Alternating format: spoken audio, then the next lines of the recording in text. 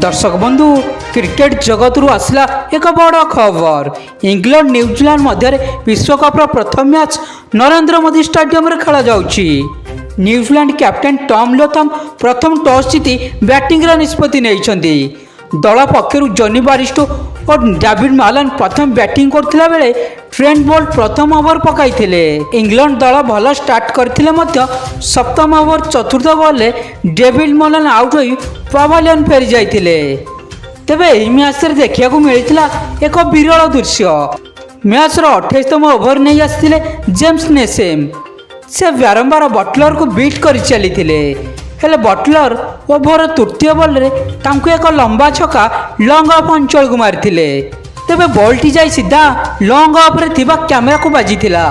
फल रे कैमेरार किछि अंश भांगी जाइथिबा सूचना मिलिछि।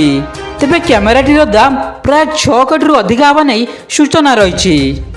मैच रे जस्ट बटलर 42 बॉल खेली 43 रन करथिले, जेउथिरे 2टी छक्का और 2टी चौका शामिल अछि।